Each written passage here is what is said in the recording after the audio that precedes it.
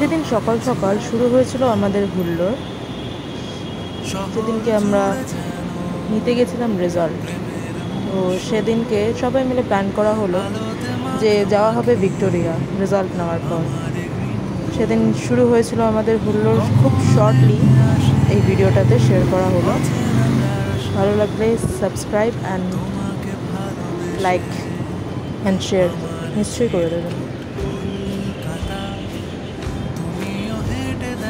Ticket 50 rupees করে শুরু হয়েছিল তিনজনেই আমরা ঘুরতে গেছিলাম।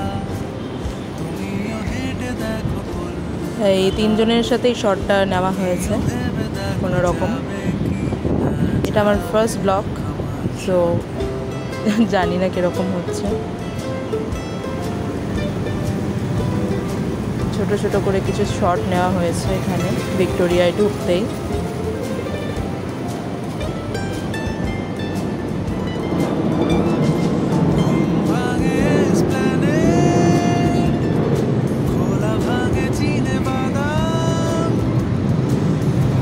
তারপরে চলে গেছিলাম আমরা ভিক্টোরিয়ার ভেতরে কিছু দৃশ্য দেখার জন্য বাইরে দিয়ে।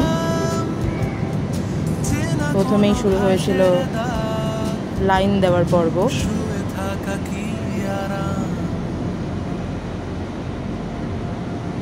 অনেকক্ষণ ধরে এদিক ওদিক ঘোরার পর মনে হলো ভেতরটাও একটু পরিদর্শন করা উচিত। তো সেখানে গিয়ে একটু অনেক আগের দিনগুলোতে গেছিলাম বাবার সাথে একদিন, বন্ধুদের সাথে কোনোদিনও যাওয়া হয়নি। এরকম হুট করে প্ল্যান আমরা কোনোদিনও করিনি, ফার্স্ট টাইম গিয়ে ঘুরলাম। ভিতরটা খুবই সুন্দর লাগলো, এখনও আগের মতনই ঠিকঠাক জিনিসপত্রগুলো রয়েছে, ভালোভাবে দেখলাম। কিন্তু একটা জিনিস কি, যে কলকাতার এই যে ভিক্টোরিয়া দেখার বিষয়টা সত্যি খুব সুন্দর। কলকাতায় আসলেই মানুষ আগে ভিক্টোরিয়া ঘুরতে আসতে চায়, তো সেই কারণেই ভিক্টোরিয়া চুজ করা হয়েছে এইবারের জন্য। এখানে মানুষজনরা অনেকে ভাবছিল হয়তো আমি এত ভিডিও কেন করছি।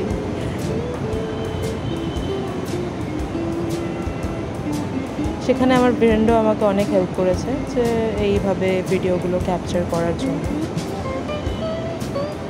নিজের মন থেকে অতটা বুঝতে পারছিলাম না কিভাবে কি কিছু করতে হবে।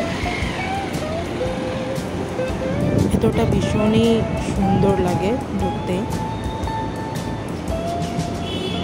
সত্যি কথা বলতে আমি হিস্ট্রি অনার্সের স্টুডেন্ট, তো সেই বিষয়ে আমার ভিক্টোরিয়া খুব ভালোই লাগে ঘুরতে। এর আগেও 3-4 বার ঘোরা হয়েছে বাবার সাথে, মার সাথে, সবার সাথে, ফ্যামিলির সাথে ঘুরেছি। ফ্রেন্ডদের সাথে এই প্রথমবার এলাম। তো এই জায়গাটা আমার খুব সুন্দর লাগে, যেখানটা আমি পজ করলাম, পজ করে আবার জুমিং করে দেখিয়েছি। ভীষণ সুন্দর লাগে এই জায়গাটা। সবাই মিলে ঘুরতে গিয়ে খুব মজাই হয়েছিল সেদিনকে, তার জন্য আরেকবার শর্টটাও নিয়েছি। যদি ভিডিওটা পছন্দ হয়ে থাকে নিশ্চয়ই সাবস্ক্রাইব অ্যান্ড শেয়ার নিশ্চয়ই করবেন। Thank you.